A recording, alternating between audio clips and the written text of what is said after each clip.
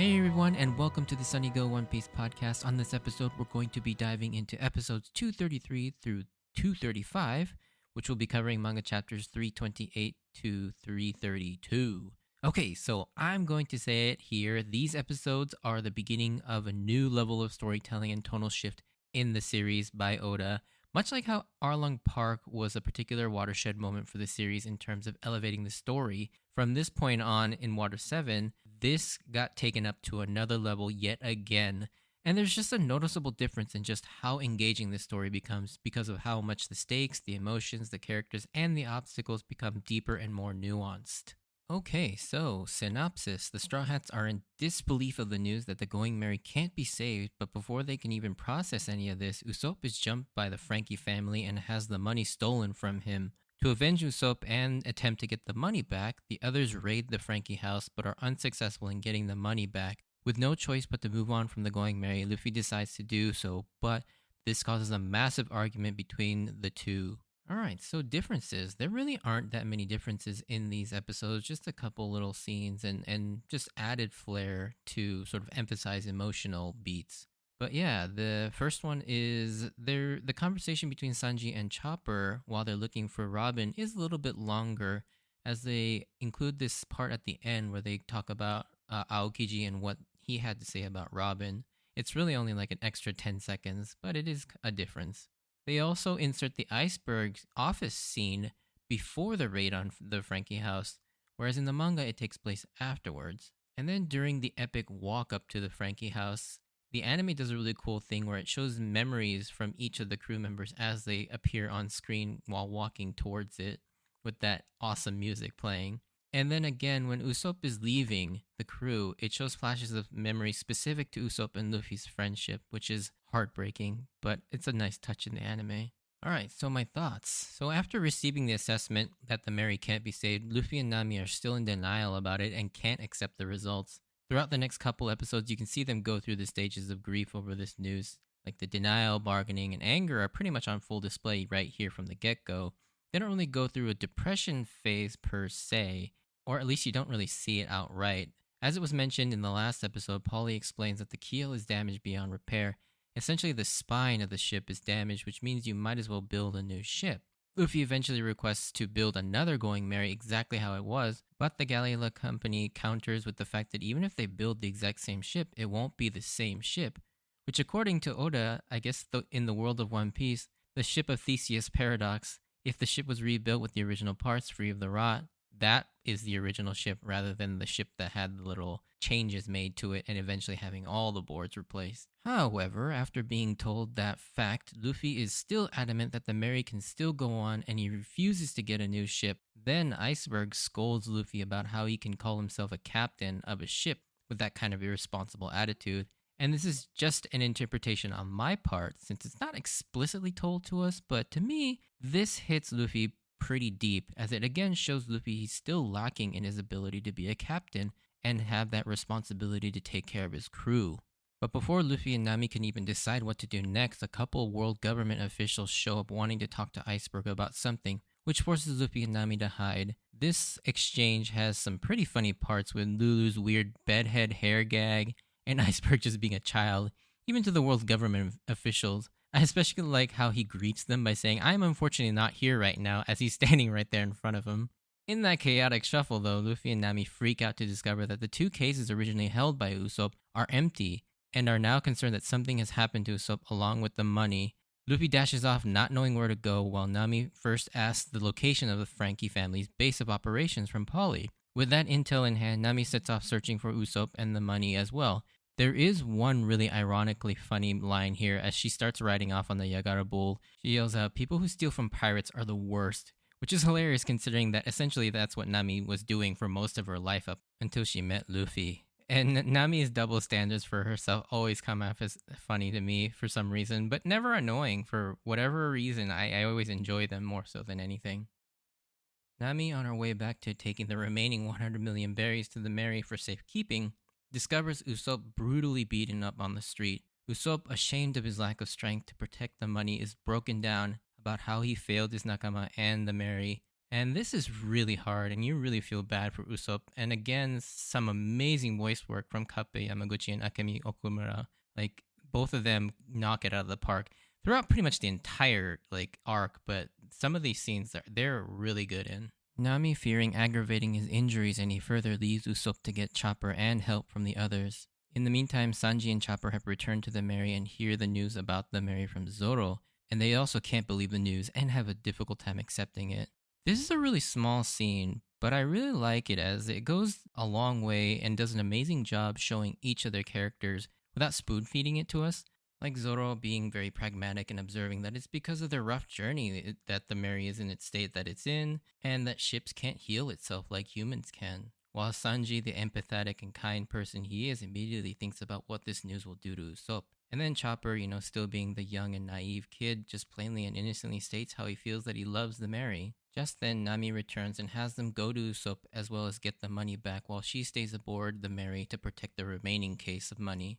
In the next scene, we finally meet the dick and the man himself, Frankie, as he and his goons celebrate the fact that they just scored 200 million in berries. Frankie has a very striking design as he's robed in this very flamboyantly colored cloak with all these stars around him and a crazy mask with massive forearms similar to Popeye. And if you think his voice is familiar, it's because it is. Frankie is played by Kazuki Yao, who has previously played two characters in One Piece already. He's played Django and Mr. Two Bonclay. The way he plays Frankie is kind of like a mix of the two, actually. They sound similar, but he differentiates them by mixing in a little bit of Bonclay's flamboyant tone, but sort of mixing in Django's more silly villainous tone here as well. Just then, Usopp, as actually in his desperation to get the money back, has charged into Frankie's house by himself. While this was a foolish thing to do, trying to take them all on at once without any help, you kind of understand. It just shows again that when things get desperate, Usopp has some unimaginable courage and bravery. Like, you can't look at this and tell me that Usopp isn't brave for charging in here alone to try and get the money back, as stupid of a decision as this was. But during their confrontation, Frankie cuts Usopp on a deep level, again reinforcing Usopp's weakness and uselessness to the crew while playing at his insecurities of inadequacy by insulting him and his captain about how stupid Luffy is for having someone so weak guard his money. This moment, just like Iceberg scolding Luffy earlier about his captain's skills, are important and are the sort of the tiny breadcrumbs that you don't really notice while in the moment while watching or reading it for the first time, but you see these things start to build up. I'll talk about this a little more later, but when you stop to think about it, you really do see just how these two moments make Luffy and Usopp kind of lose themselves in their argument later on in the next episode. Usopp obviously is no match for Frankie, as he seems to be tough enough to withstand Usopp's gunpowder star, nor is he a match for his goons, as Frankie leaves with the money with Usopp helpless as he gets further and further beaten up. This scene is really tough to watch as Usopp is just mercilessly beaten, but it's more so just the absolute desperation that Usopp has in his face and his voice to get the money back, because not only is he failing, or does he think he's failing his nakama, but this is the Mary's life, it depends on it. And if he can't get the money back, not only is he failing the Mary, but also, his friend slash love, Kaya. The Mary obviously means the most to Usopp out of everyone on the crew, as she was a gift from his beloved Kaya, and the Mary carries with her Kaya's memories and emotions, and if he loses the Mary, he's losing one of the most precious things he's ever received from her. And you can just hear it in the amazing way Kappei Yamaguchi plays Usopp here. It's just agonizing. We then cut to the other three getting to where Nami left Usopp, but obviously he isn't there. But coincidentally, Luffy comes falling out of the sky, and they realize that Usopp may have gone to Frankie by himself and decide to head there next. We then get a brief scene of Iceberg and Khalifa, but the thing to notice in this scene is that he prominently has Robin's wanted poster behind his desk in his office, and we get a bit more clues about all this as he's got a curious amount of concern over Robin, and that he has something the world government very much wants from him. And you start to get this feeling that these two things are related. But it is strange that they inserted this scene here, because it kind of breaks up the pacing of the whole Usopp and Frankie house storyline. That being said, we return to the four, eventually finding Usopp's horribly beaten and lifeless body outside of the Frankie house. He's still alive, but man, it is on as the four of them, especially Luffy, are pissed to a degree we haven't seen since Arlong Park when they made Nami cry. That sort of silent anger that Luffy has when you know he's really pissed, something he seems to reserve for when you mess with his nakama.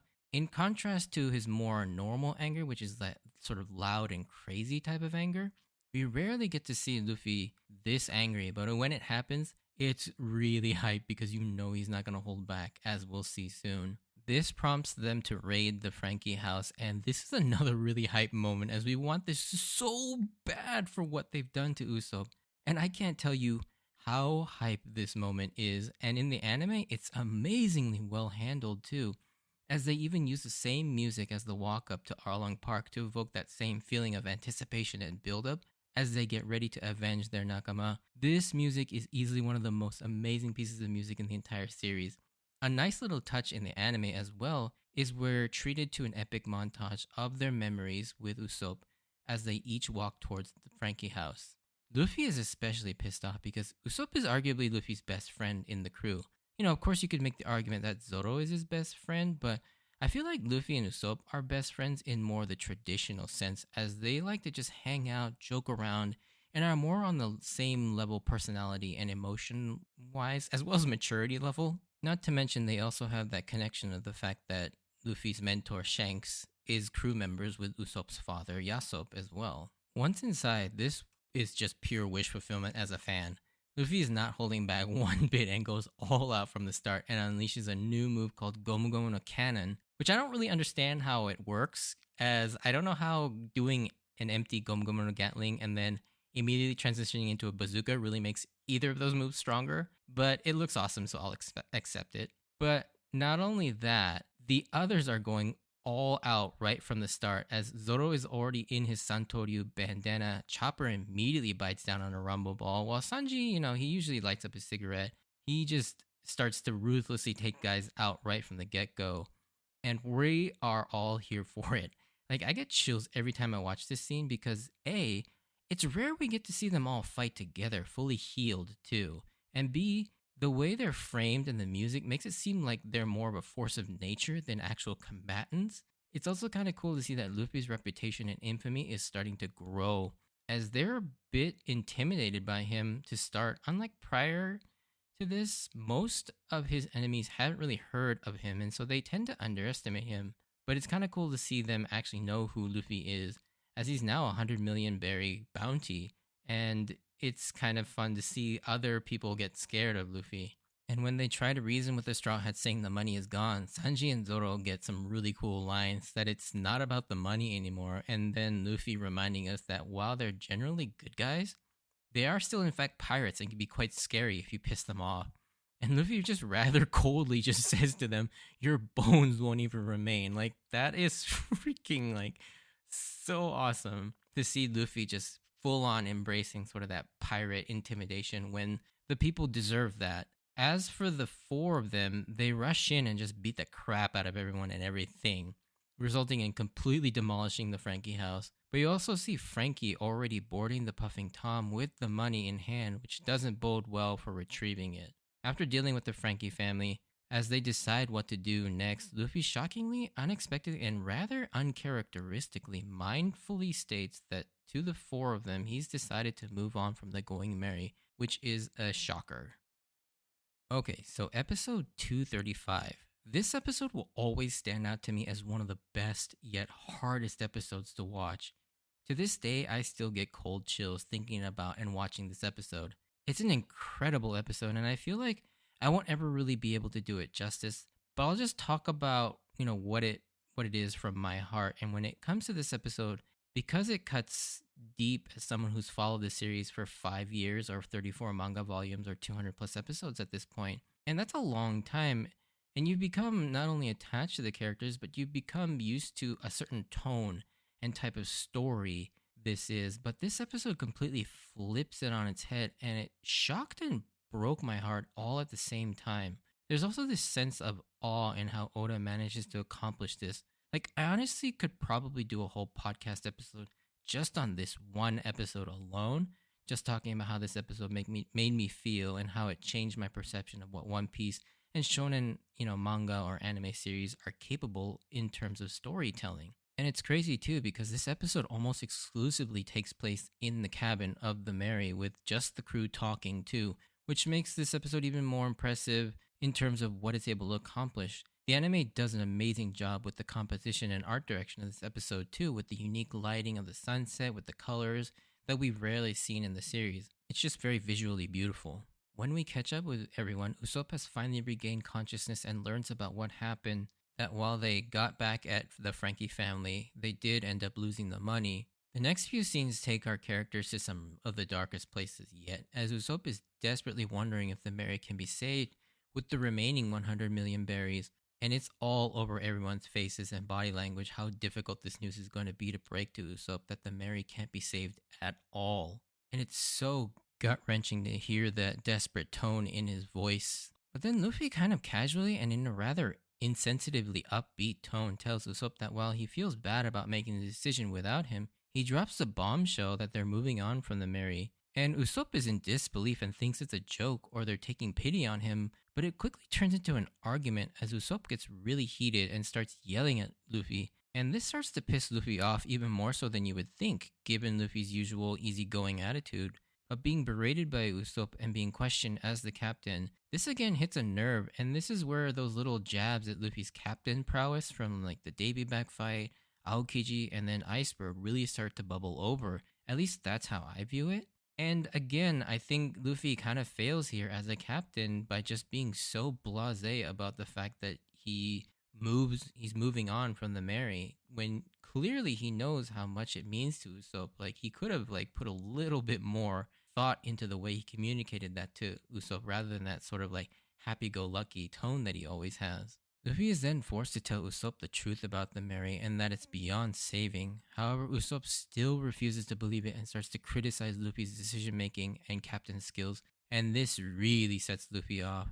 This is where Usopp's sense of inadequacy of strength is starting to show, as when he's talking about how they're so quick to abandon the Mary as soon as she's too weak to continue, you can clearly see that Usopp is projecting himself and his fear onto the Mary. This sense of inadequacy and strength in Usopp has been growing steadily for a couple arcs now, and this view of himself is also a mirror of what Luffy's sense of inadequacy as a captain is probably, and it's what makes them so heated at each other so quickly. Hearing Luffy say he wants to move on from the Mary makes him see himself as the Mary and projects himself onto her. That if Luffy is so okay with moving on from a weak crew member as when he has no use for them, what's to stop him from doing that to Usopp one day? And this is a real fear for Usopp, and this has probably been eating away at Usopp ever since Alabasta, when he found himself trying to run from Miss Merry Christmas and Mr. Four, or maybe even earlier. I mean, he's always felt like he can't keep up with the rest of the crew, and has really got nothing to offer them,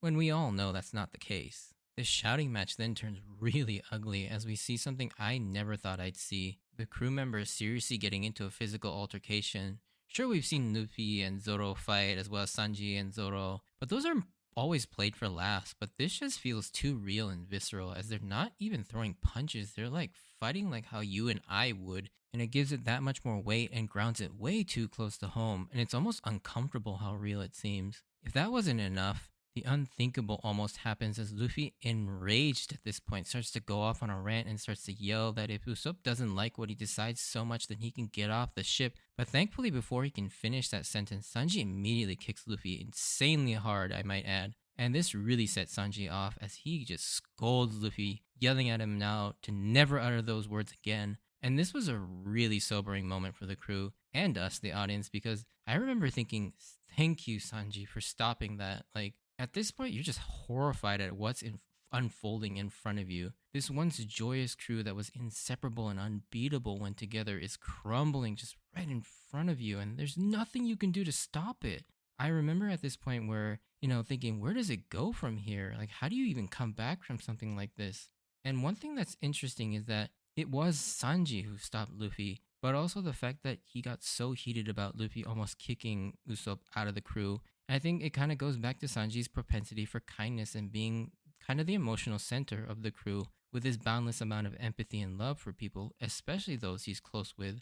Like he is just absolutely furious with Luffy. And the crazy thing is like while in the anime he kicks him pretty hard, when you look at this panel in the manga, you really feel the force of Sanji's kick, like because it freeze frames on Luffy's face, and it just like it's really hard hit. Like in the manga, it just seems like Sanji just kicks him as hard as he can. It seems like.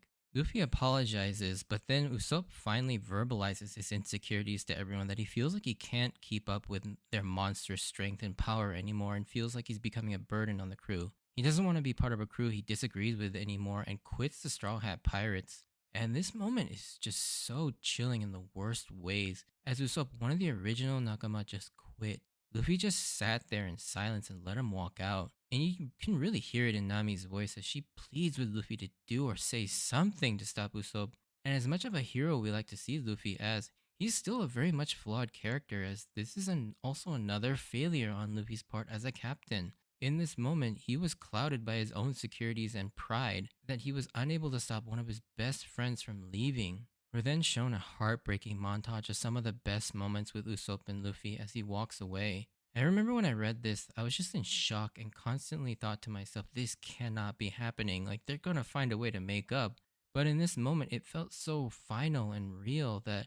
And that's like the power of Oda's writing. You somehow forget this is a make believe work of fiction and become so invested in these characters, you forget all about that. And what really sells all of this is that the dialogue, especially in Japanese, it feels so real. It actually feels like what a real argument between two best friends would be like, not full of clunky exposition or random one liners or jokes or anything.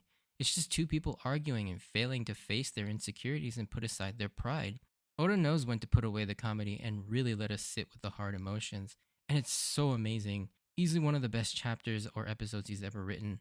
And the Toei, animation company, they and as well as the voice actors all do an amazing job bringing this moment to the screen. Once off the ship, Usopp, respecting the fact that the Going Merry belongs to Luffy as the captain, he challenges Luffy to a duel for the Merry later that night. After some time passes, we see Nami trying to appeal to Luffy's rationale to stop this duel from happening, but Luffy says that nothing can be done, as Luffy knows that Usopp is a man with a great deal of pride, but is also not foolish enough to make a challenge like that just because he was angry. And in that moment, you can still see that Luffy has an immense amount of respect for Usopp as a warrior, as his friend, as his nakama. And things have hit rock bottom for the Straw Hats as Sanji and Zoro are arguing as always, but something feels different, with Nami just completely fed up and demands them to stop. And we see Chopper return from trying to treat Usopp, but is in tears as he was driven away. Add to the fact that Robin is still missing with no leads, and everything has not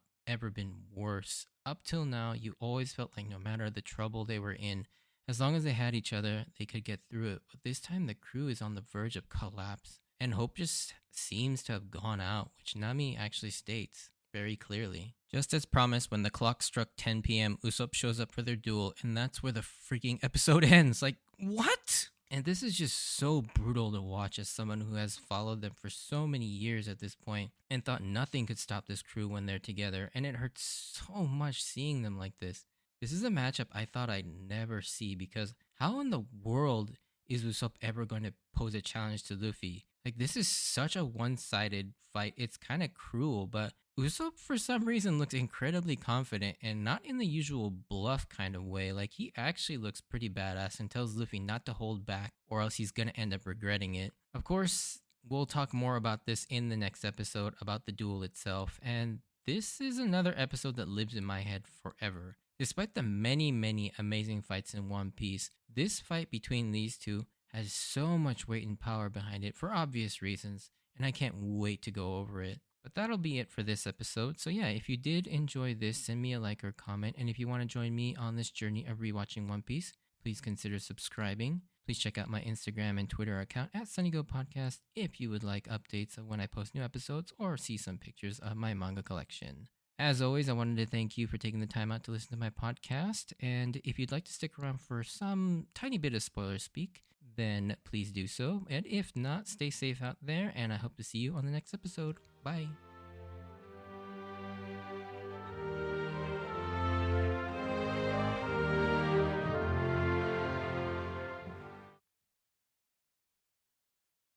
All All right, so spoiler stuff. Just a few things. I think one of the most interesting things is how Frankie was introduced. I mean, at this point, you kind of just like hate his guts. At least I hated Frankie's guts, and this is kind of what made me not even put Frankie as a potential crew member on my radar because yeah, he starts off as a villain and a pretty despicable villain too. At the fact that he's the cause of Usopp and Luffy's friendship breaking down. And it is interesting how they eventually go about repairing that to the point where yeah, you love the fact that Frankie joins the crew once we learn more about him and sort of seeing him make up with Usopp and seeing their friendship established. But yeah, it is interesting looking back on this section of the story and just how much you hated Frankie, or at least I did. And as well as his Frankie family, too. I mean, we do see them all go on to basically start to idolize Luffy and the Straw Hats. And it is, yeah, it's interesting how much we hated them and just how brutal they are in the beginning here. And the other thing I wanted to talk about is Sanji himself. Like, Sanji is an unsung hero here, and I love seeing him, be who he is, sort of that incredible kind and empathetic person. And he's always sort of, yeah, that sort of heart of the crew in terms of just emotional center. And he is always looking out for everybody. And I love that scene where he kicks Luffy and stops him from essentially kicking Usopp off, which something Luffy would end up going to regret if he ever did that. And thankfully he didn't. And this all kind of makes sense after you see Sanji's second flashback about basically, yeah, how he grew up.